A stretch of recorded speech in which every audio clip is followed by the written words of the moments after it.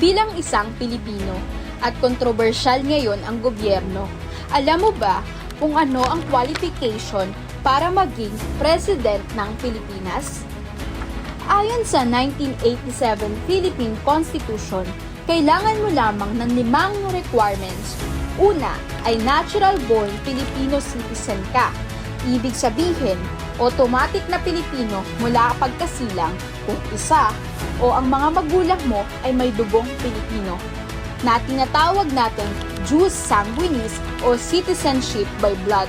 Hindi tulad ng ibang bansa, partikular na ang US, na sa kanila ay citizen ka na kung doon ka pinanganak, na tinatawag rin na jus soli.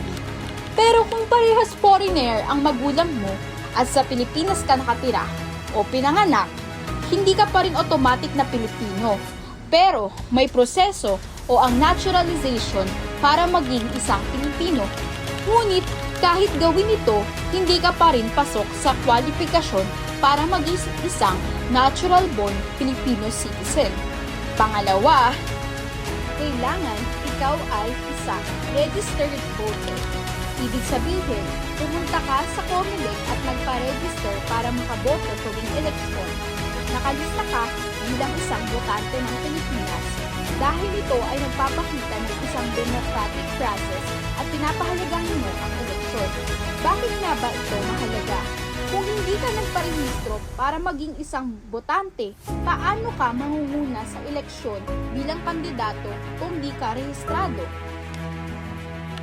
Isa ito sa tinatawag nilang pinaka-basic na requirements, ngunit kalakip nito ay mabigat ding responsibilidad dahil hindi lamang kung anong papel ang kailangan mong basahin, ngunit at ang iba't ibang batas, papeles, report at kailangan mo ring gumawa ng speeches o pirma sa official documents at pakikipag-usap sa ibang leader. Imagine, kung hindi ka marunong magbasa, paano mo maiintindihan ang batas? Kung hindi ka marunong magsulat, paano ka pipirma sa legal na dokumento?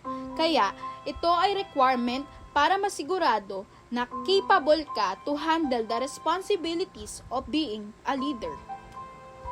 Pang-apat na requirements ay at least 40 years old on election day. Sabi nga nila, life begins at 40. Kasi ina-assume ng batas na at this age meron ka ng maturity, karanasan sa buhay, at sapat na wisdom para humawak sa pinakamataas na posisyon ng bansa. Presidency is not an entry-level job. Dapat may record ka. Sa leadership man yan, whether sa government, business, o iba pang fields.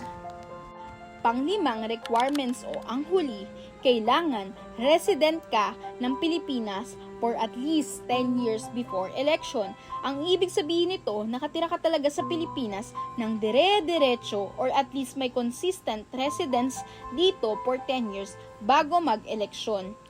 Residence, hindi lang ito ibig sabihin may bahay ka sa Pilipinas, kundi talagang dito ka nakatira at dito na umiikot ang buhay mo.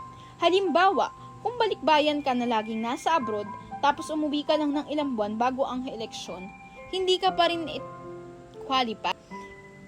So, bakit nga ba ito mahalaga? Para siguradong alam mo ang tunay na sitwasyon ng bansa, hindi ka detached sa kung ano ang problema ng mga Pilipino.